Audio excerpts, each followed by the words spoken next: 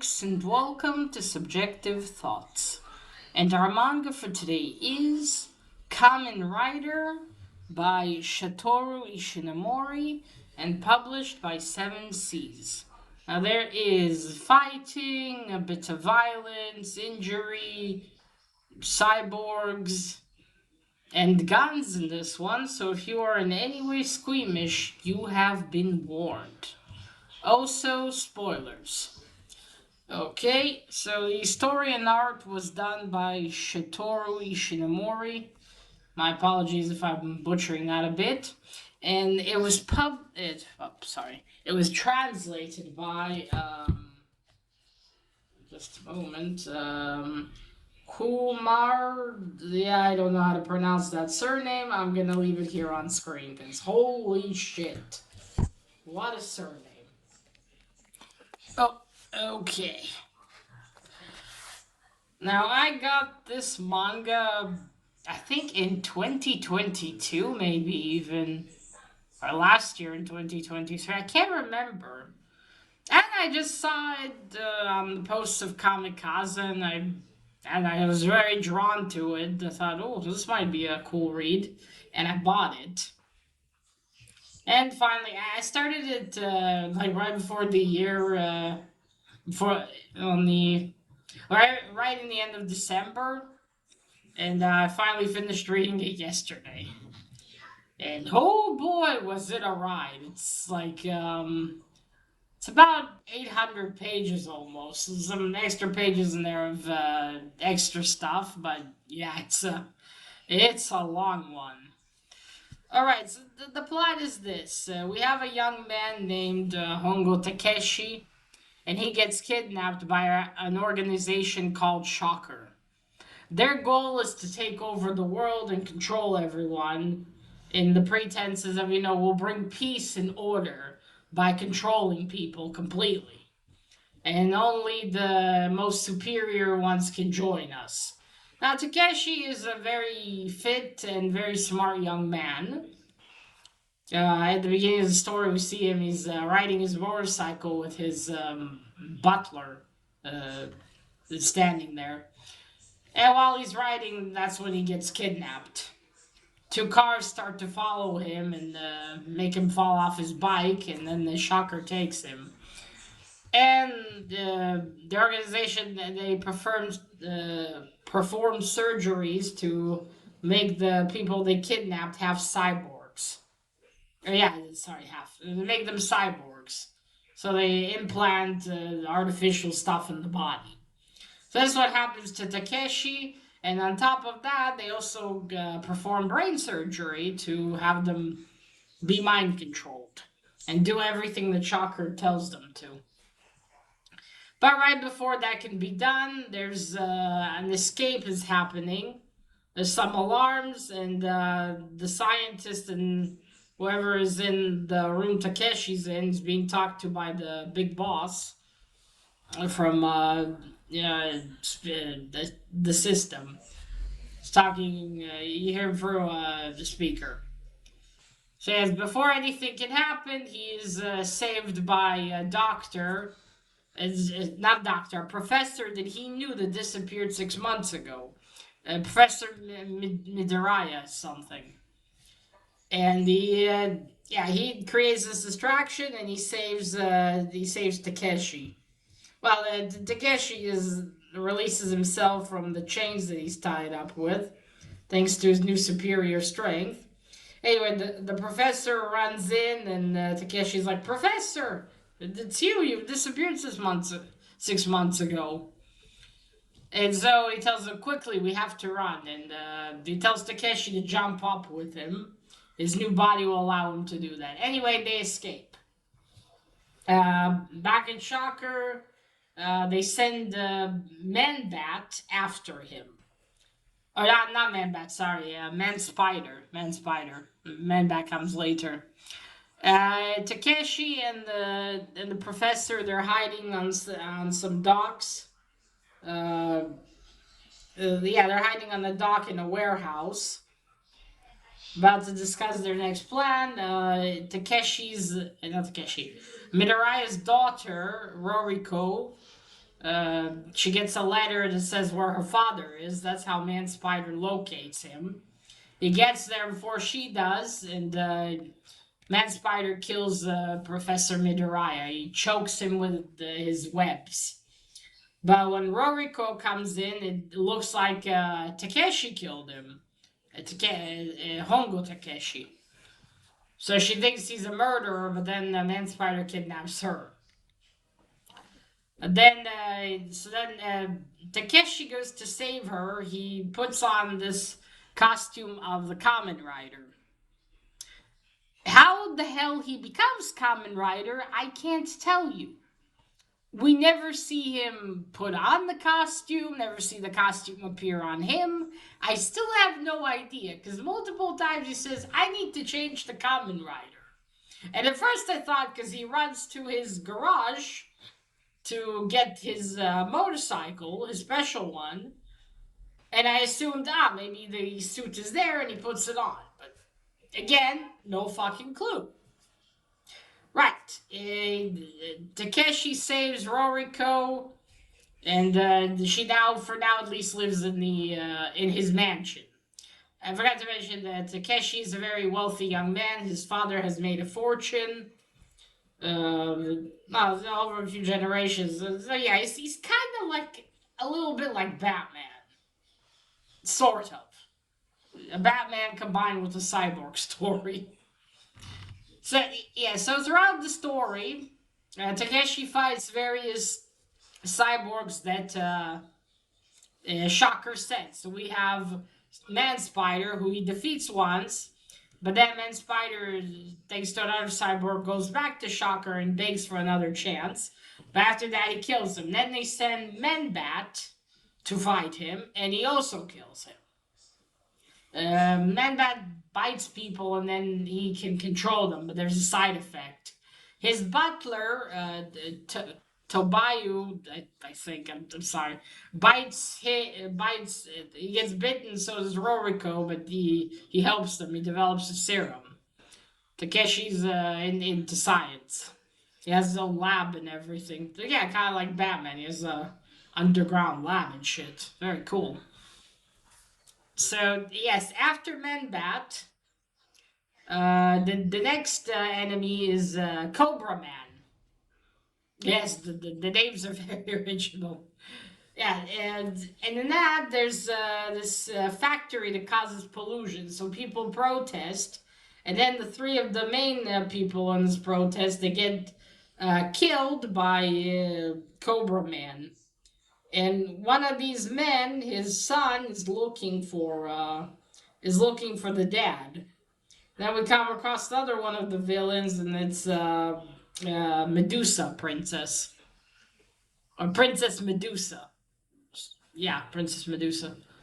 Yeah, she kills this kid whose dad was killed by Man Cobra. He goes to see a friend, and the Medusa Princess kills the friend's dog.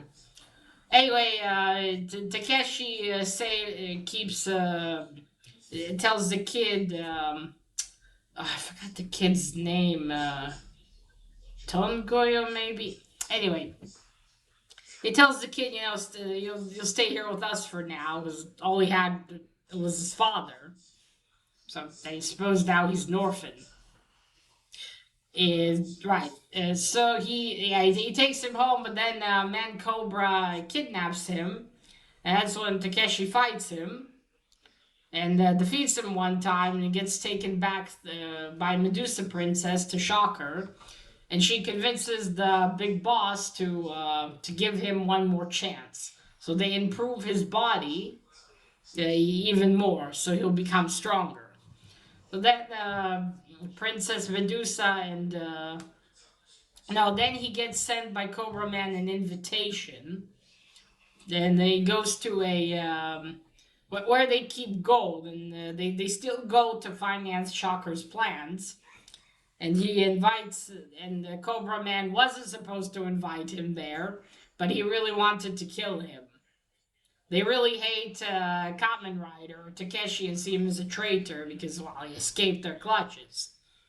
So Oh, and I forgot to say there's an yeah, right, when Man Bat fought him, Man Spider also joined him, but he later killed himself because he failed again. And he just knew if he came back, the Shocker wouldn't take him back, basically. Right, so he defeats, he almost beats, Takeshi almost beats Cobra Man. Or Man Cobra? Oh, Cobra Man, I think. But then Medusa Princess starts fighting him, and she accidentally, while fighting, shoots with her. She has these the robotic snakes, and they shoot lasers. She accidentally kills Man Cobra. Now, before they were kidnapped by Shocker and turned into cyborgs, they were lovers. So they still have feelings for each other. And she is, broken-hearted now after what she's done, so she commits suicide too. She aims her snakes at her head and kills herself. And then you see Takeshi standing there, all sad. Right. Next, we move on to. There was a bit there before the next villain where Roriko kind of seems like she has feelings for Takeshi, but it also seems out of nowhere because it wasn't really developed much. I mean, yeah, her father. Maybe now she doesn't. She now believes that he didn't kill her father, but it's kind of like she just wants to be friends with him, or is she in love with him? Because Takeshi never seems to express any that sort of interest in her, nor is she much in him, honestly. So that was just suddenly came out of nowhere. But anyway, it's after he tries to work on some more improvements on his Kamen Rider suit. So that day, a man visits them. He claims to be a young man. He claims to be from some kind of newspaper. But then Takeshi sees that on his arms, he has the same scars that Takeshi has from his body being, improved into becoming a cyborg. Now, Takeshi has now a dilemma between. He has a dilemma of I'm no longer a human, not exactly. I'm human, but not human. And I don't know, now my face is this mask. And it's kind of funny because his face looks exactly the same as before.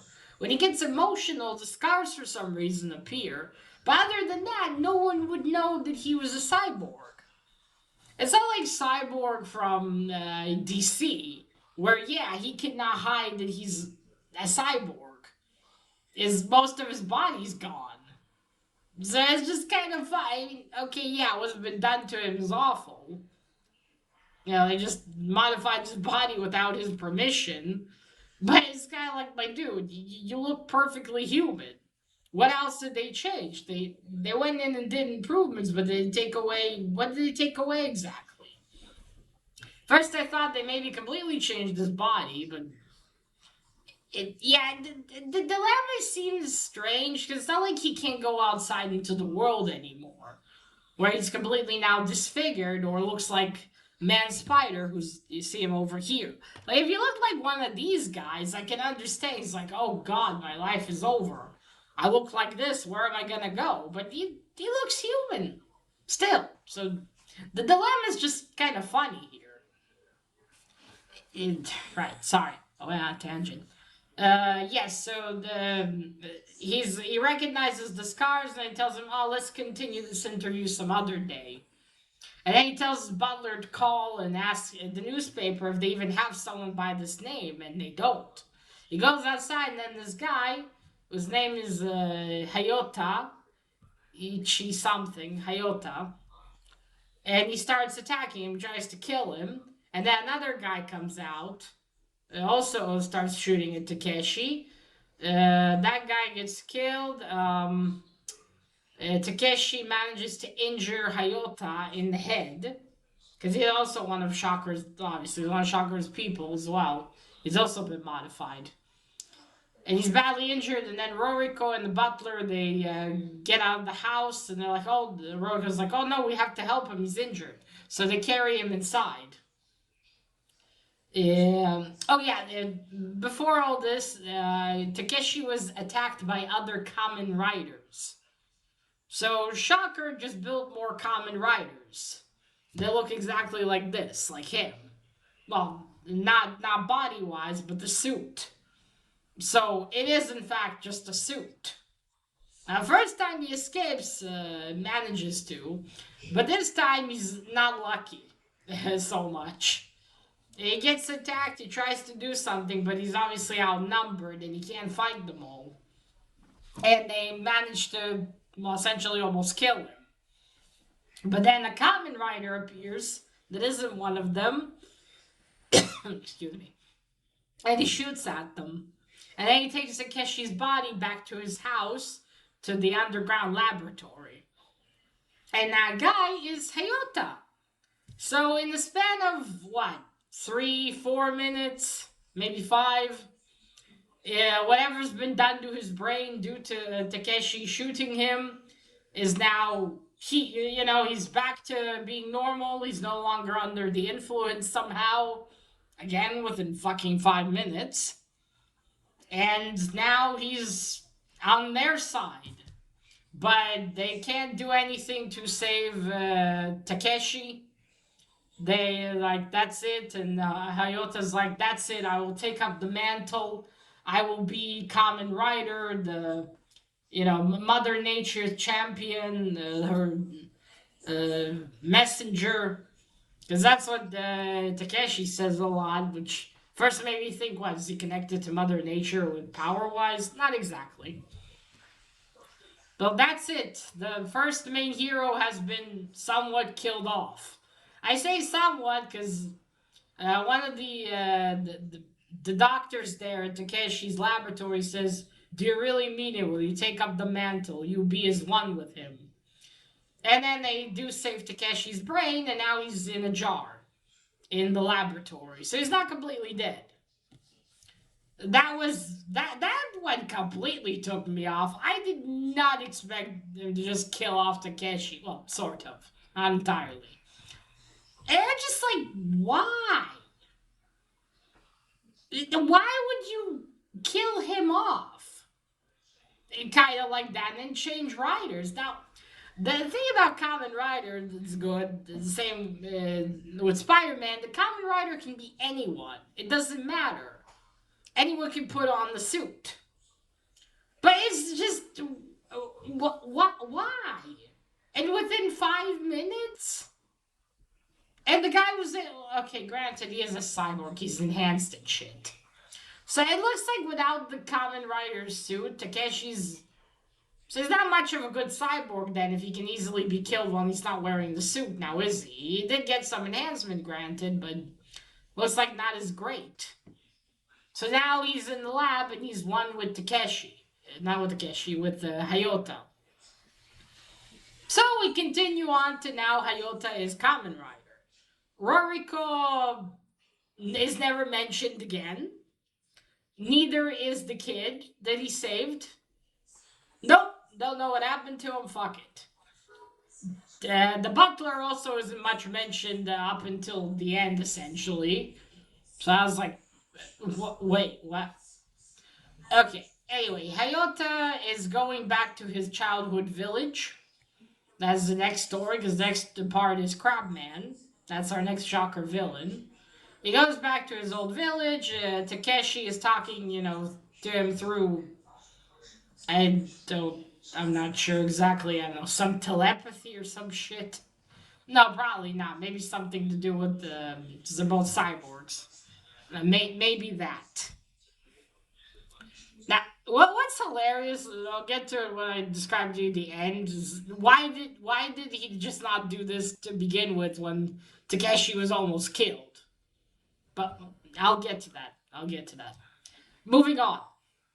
He goes back to his childhood village, and everyone's acting very strange there. It's this village, they had this tradition where they would throw out people to appease the sea god so he would give them fish, or else they would starve, or, good fishing days.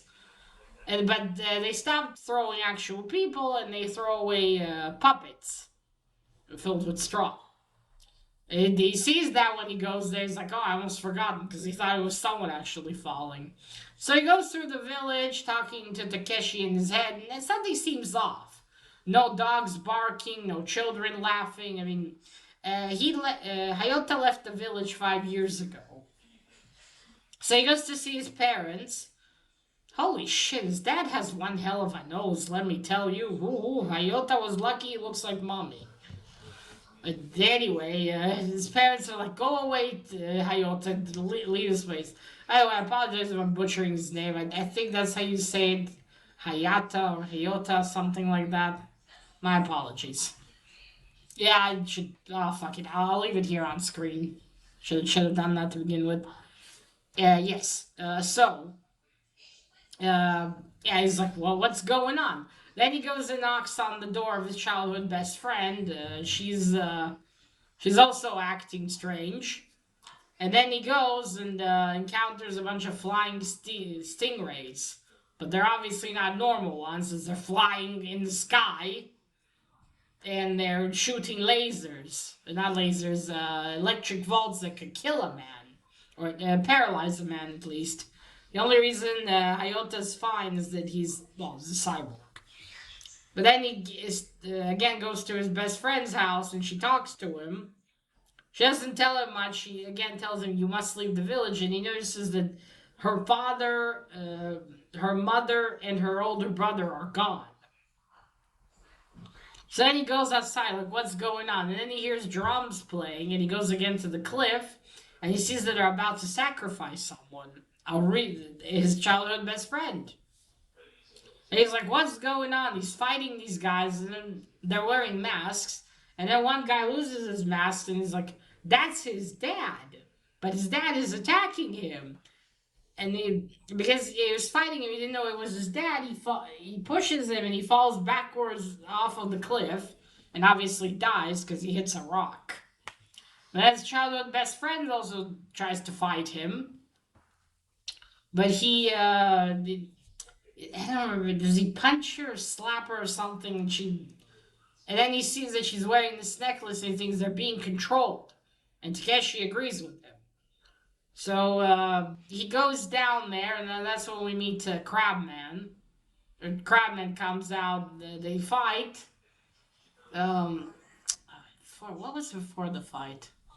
Well, anyway, he's fighting Crabman. He wants to go after him down to the sea base that they probably have.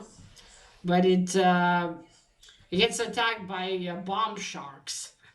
And Takeshi tells him, no, you have to come back. You don't have enough air for this. We get a little bit more of how the costume works. So it has here in the chest compartment where he can have air up to 2 hours, something like that. But still, he's in no position to do something right now. Takeshi tells him you have to go back. He resurfaces again. Continues to fight Crabman. He manages to rip off Crabman's arms. But he still tries to attack him with his feet. But anyway, he finds a way into the underground water base of Shocker through some, looks like these holes. It looked like, what's the word? Barrels, like metal barrels. But anyway, he goes through there and he finds the base. And there's other Shocker cyborg sea-related kind. Anyway, he finds Crabman, and then there's, I don't know, Shrimp Man? Yeah, Shrimp Man. He fights Shrimp Man, defeats him, then Crabman's told by the big boss of Shocker to destroy the whole facility. And Hayota's like, wait, how's he gonna do it? You know, he has no arms. And Takeshi's like, you gotta stop underestimating him, Hayota. And yeah, eventually he does destroy it by, essentially, he has jets in his feet. He just turns them on and he just flies through the ceiling, and that just starts destroying everything. Hayota starts running. He goes into a bioweapons room. There are some whales in there, and he survives by going inside one of these whales, and then everything explodes and everything goes up. And all the people in the village. His childhood friend is okay. I think before he goes down again, he snaps her out of it and tells her to hide in her home and not to open the door to anyone. So everything's destroyed. You see all the people looking at Hayota as Kamen Rider just standing there on the whale. It was kind of cool though how he got out of the whale, just ripped open and I'm out. We continue now where we next we don't really get much of Takeshi up until the end, so I guess that was dropped a little bit too. Takeshi is visiting some young boy who's sick with leukemia. He met him and his big sister 6 months ago. She works for this electronics company. And he comes to see him whenever he can. And he's still a Kamen Rider. And he gets a message delivered to him by the sister that he needs to meet someone for information about Shocker. On the way, he meets, I don't know, some bikers and some young woman who's yeah, it was. I'll get to that later. But yeah, he meets this woman. She tells him, "Oh, I'm an employee of Shocker. I didn't know it first, and all that. Would you help?" He stays in her apartment, and she tries to kill him. But as it turns out, she's not. Well, she was lying, and she's not even a woman. She's Mothman.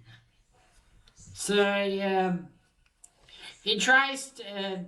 He can shoot powder at people and makes them fall asleep. And because Hayota doesn't have his mask on, it works. He's about to kill a Mothman, but he's like, "Nah, I'll take it with me. He's gonna be asleep all day." So, like an idiot, he lowers him down out of the window. He has wings. I don't know why he didn't just grab him and fly down, but to each his own, I suppose. And when he gets down himself, he's gone. And he sees these bikers and he tries to also throw powder at them, but they're all wearing masks. Then Hayota wakes up and is that girl that was with the bikers. She's apparently the one that wanted to meet him, but because the Mothman in disguise approached him and she recognized him or her. He said, fucking hell, sirens. Because she recognized the secretary, or Mothman, she just pretended to be rude to Hayota and leave. So,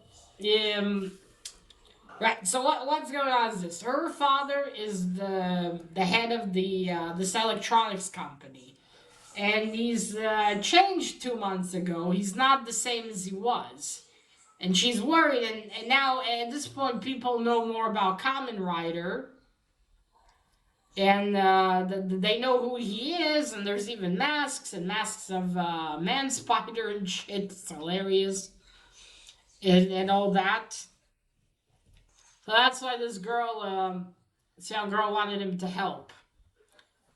So he's like, okay, I'll see what I can do. I'll go to the electronics company and find out what's going on, because Shocker might be involved in this. As he goes in, he comes across in the building of the company. Comes across another man who at first he thinks he's an agent of Shocker, but then the man is attacked by his name is Teki. So as it he's wrong about that, Teki actually helps him, and then they both escape from the building when more people come after they defeat Jaguar Man. Yeah, Jaguar Man. So as it turns out, Teki is an FBI agent from America. And there's been this big deal with this company in Japan. Just to mention, this whole thing happens in Japan. But, although, granted, that would be a given. This is a manga. But, yes, there's been a contract with this company to build this super duper computer. And Shocker got their mitts in it, basically. So Teki takes him to this big mountain where underneath it there's the lab where that big supercomputer is. And he thinks they're going to try to use it for something. Shocker, that is. Because they have a plan for the 7th... sorry, not 7th. I don't give a date. They have a plan for October. They don't know yet what it is. So Teki joins him. Now they have to think together a plan. So what they're planning. Oh, and also Hayota asks the young boy sick with leukemia, has his sister been acting strange lately? And yeah, the sister works as a receptionist in the company. So she has been acting weird because before this she gave him a birthday present, but it was a bomb. He survived though, luckily. But yes, after he asks him that, he goes back to his hotel room, and the sister goes to. After she turns off the TV, she starts acting weird again. She goes to him for a visit in his hotel room and tries to kill him, but he gets warned in time by her little brother, who manages to crawl to the phone. Right, Hayota punches her, and then he brings her and the brother to the mansion, and they treat the young brother there. But again, there's not much they can do. And then they think, oh, if we can grab one of the doctors from Shocker, maybe he can help, give the kid new blood, so to cure his leukemia. And they're like, yeah, that's what we'll do. So they have a plan. They ask the young woman to get information from a safe in her father's office.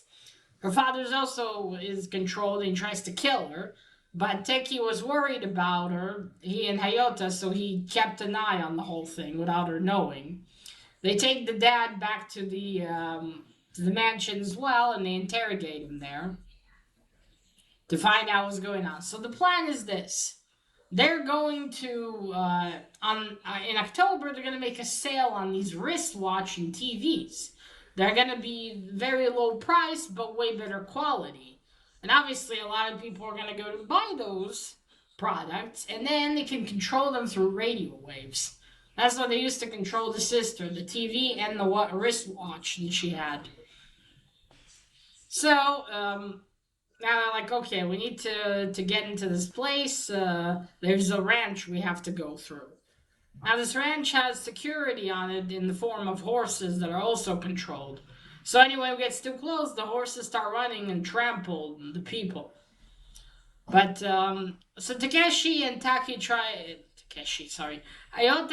try to get in there, but fail the first time.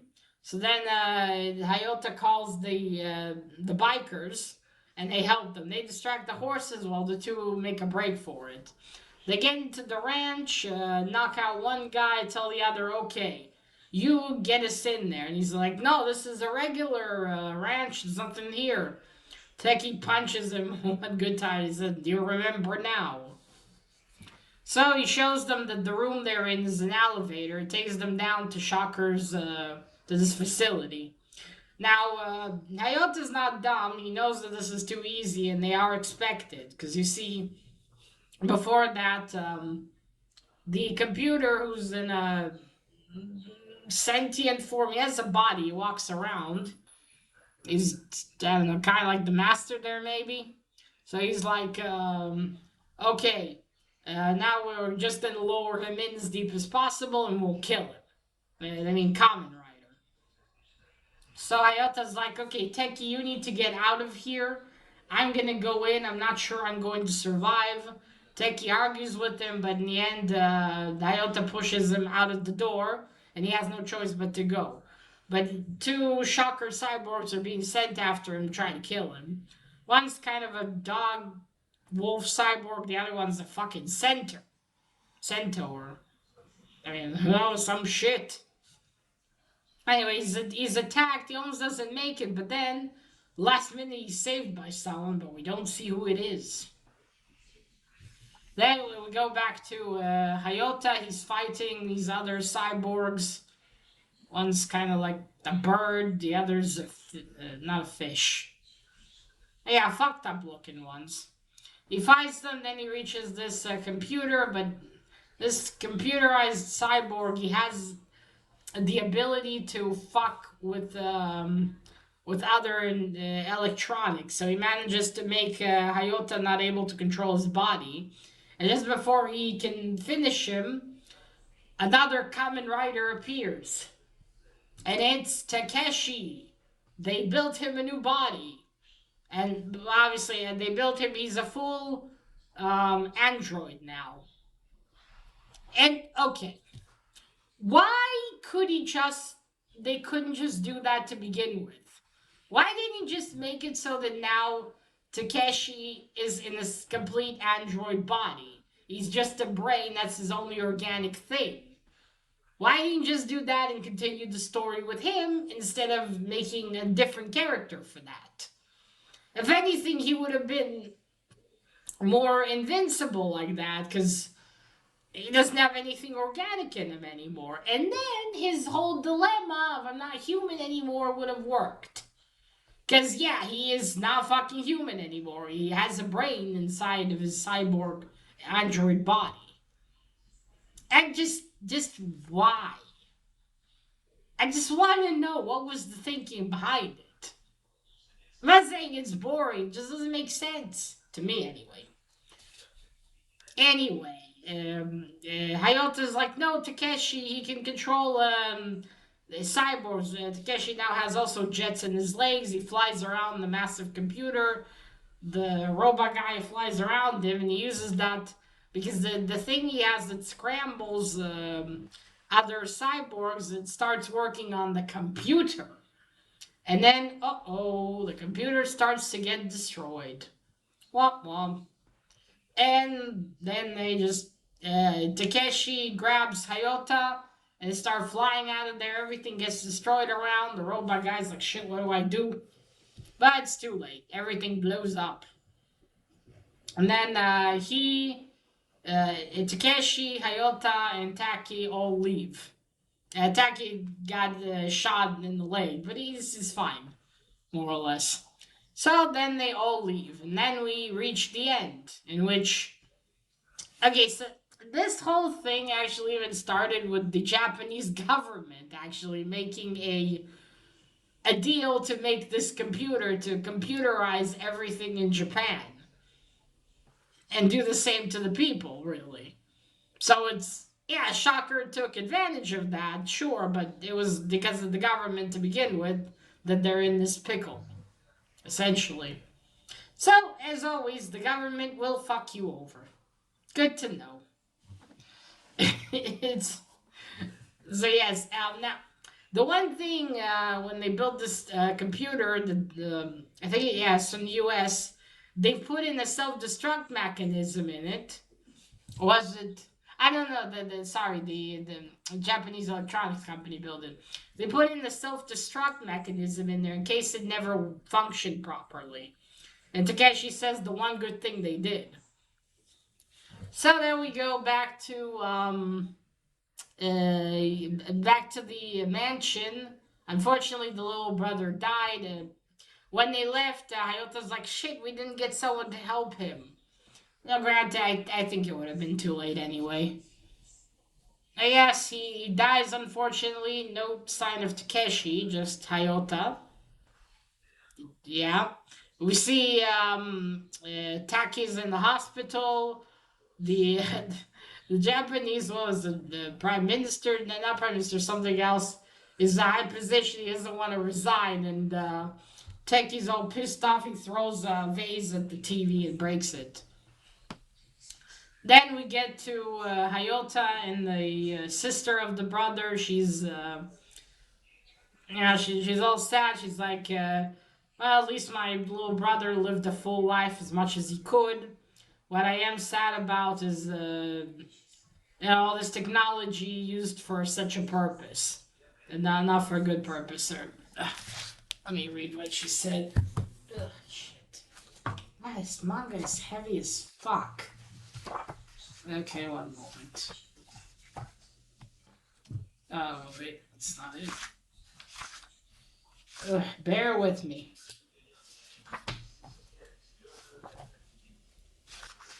Okay, there we are.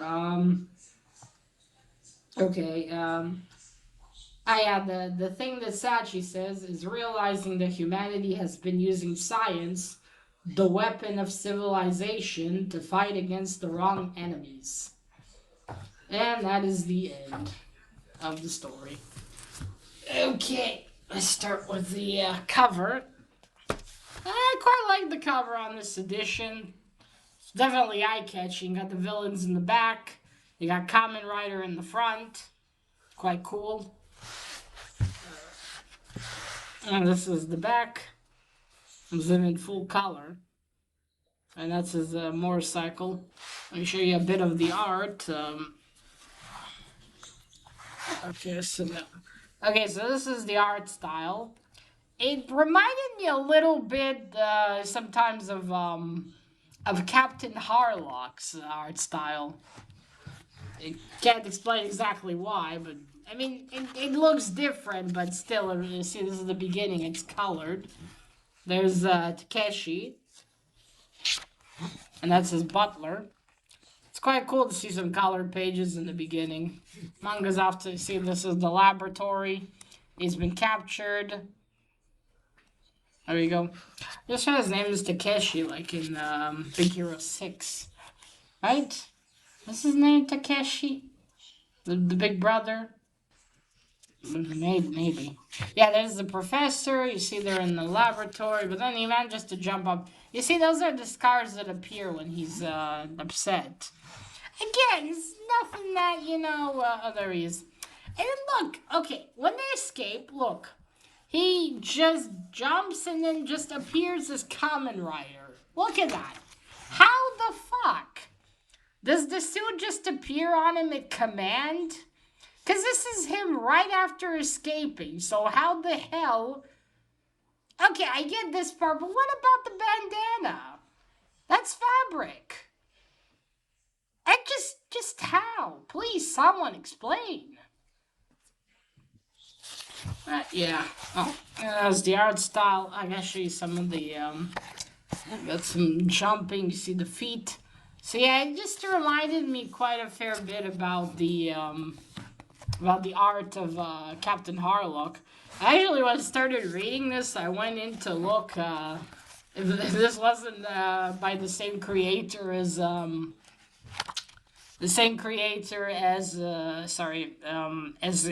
Captain Harlock.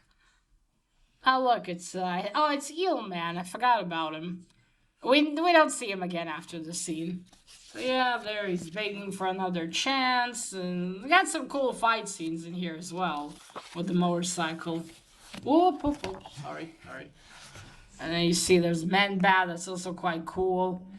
It's just these jumping transitions reminded me of the other manga. You see, like, this is pretty cool stuff, like the shape of the boots and shit. Very much reminded me of that. See, that's... Okay, so that's Takeshi. That's Roriko, and that's the butler. And then, let's go. And this is the end of Man-Bat. It's very dramatic. Another thing look at this is Cobra Man. You see, he bit these people, and then they turned to fucking foam. I will say is I like the design of these as well. You see, as I'm fighting him. Let me show you.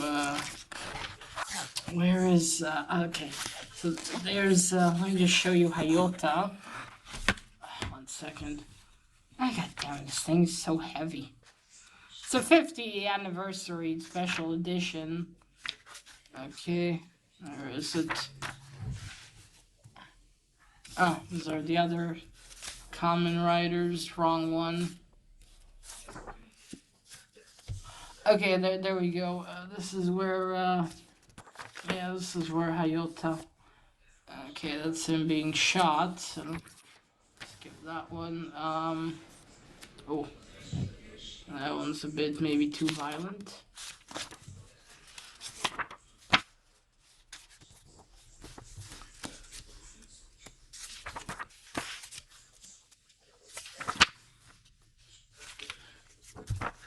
Okay, there we go. Finally found him. Let me just,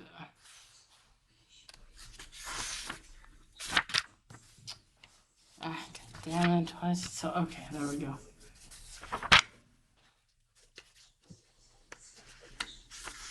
There he is. Okay, so that is Hayota. There we go.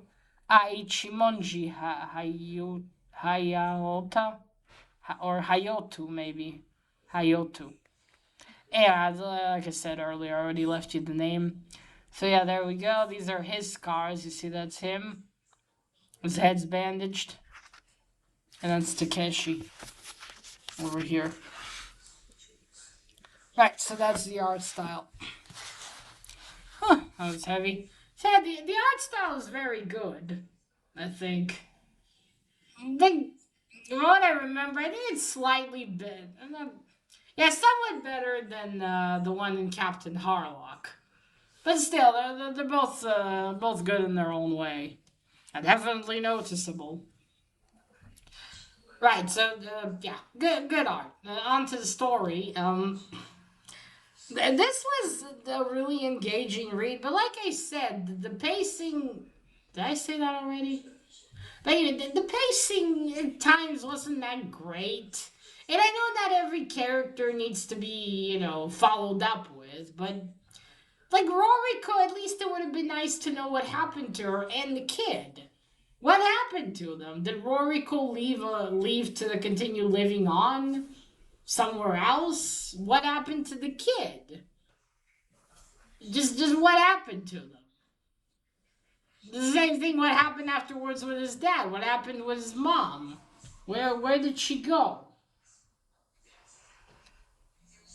Because it's never addressed afterwards, and I wish it was. At least like a panel or something. Like, okay, this is what happened to these people. I just wish it had a bit more of that, just to close off these, loose ends and shit. Because I want to know what happened to these characters. I'm curious. But that's just, again, never addressed, which is a shame. Because just why?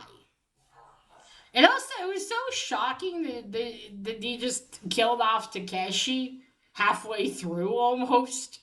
Like, why?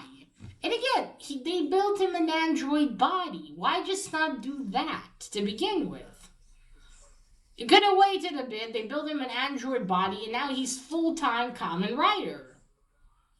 He's completely not human now, and then this whole dilemma is, again, justified.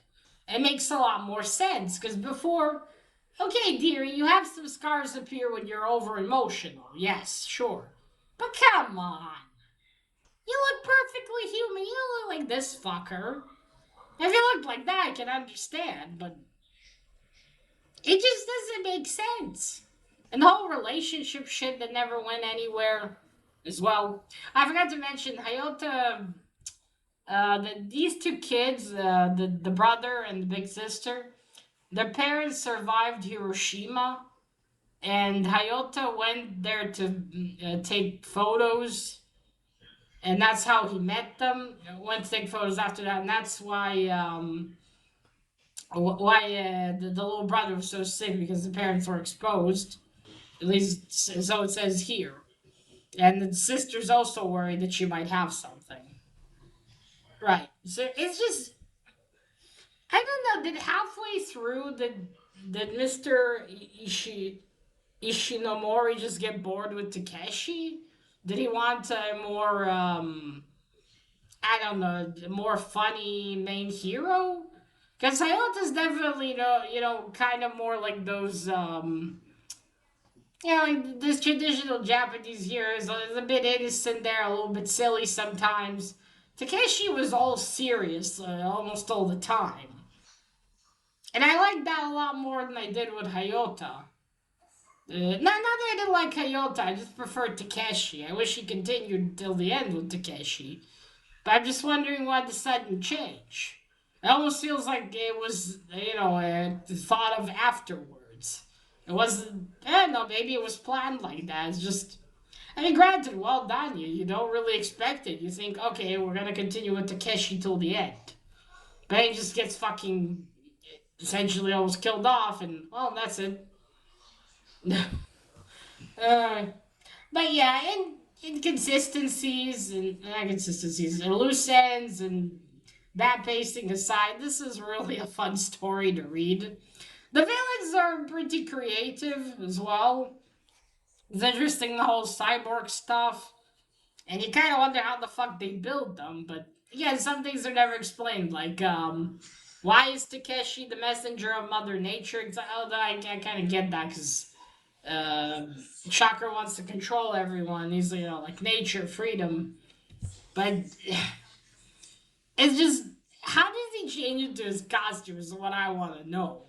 Did it just appear on him? Because again, he just escaped. He couldn't get a costume in like 2 seconds.